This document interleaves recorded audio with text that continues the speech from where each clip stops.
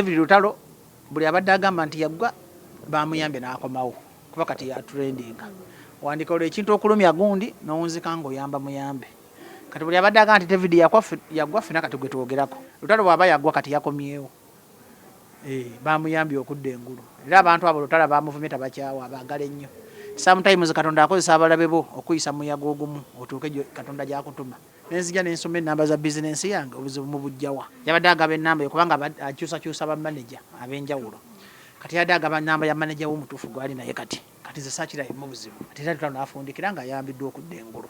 Bw'aba abadde yakola ki? Kubanga era abayimbi bonna baagwa. Ng'oggyeko King Saha, Epasi, n'ekitaka ne Joshua Baraka nabo kwebali. Ne music industry yonna gy'eddala eri down. Nti abayimbi ne bapromota baakola entalo. Ne gavumenti yakola ky'amanyi okusuula music. Ebyobufuzi byasuula music. Waliwo age group ompulira gy'oyimbira nga tojja kuwulira simanyi mundu twazza kugombola kati kapo kapayina ayimbira bakadde banne.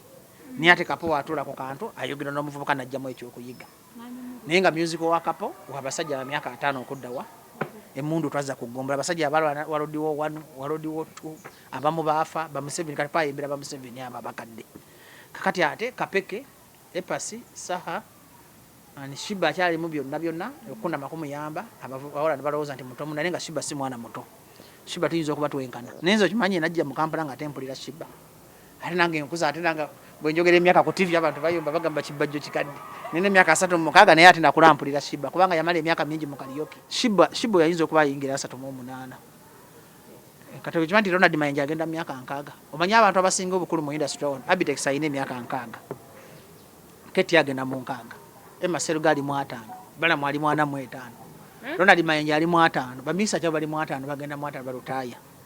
Bayita baana bato. Abitex asinga obukulu. Abitex abasinga obukulu. Abitex musajja mukulu. Gwe zacho olumba ayomba nange simuddamu. Abitex ali myaka 6. Actually ayinza kwa yingira 6 mu 3. Obadde muyita mwana muto. Gomanyi entondo za Abitex zikulaga nti musajja mukulu. Omanyi myaka gyalabye. Babasudde bonna bamuleka ku nsi bakafeero bandi bonna yabategekanga. Naye nti kyenjawulo yeekuumira ku mulembe. Bala mu mwana muto. Mu industry muno Bobby Wine ali myaka 43. Ne Bebe okimanyi asiba 5. Kamiliyoni okimanyi bonna bali myaka egyo. Kugamba omuntu okulya mulayi tokadde. Ana 28 manyi Lutalo yatandika okuyimba nga mwana muto. Kati bakwanti style y'ebintu bako wa test ya love yenyo. Kati ngulo mulembe tetukyeyagala. Waliwo love yabeera nga waliwo true love. Kati Lutalo bagira ku mulembe gwa true love.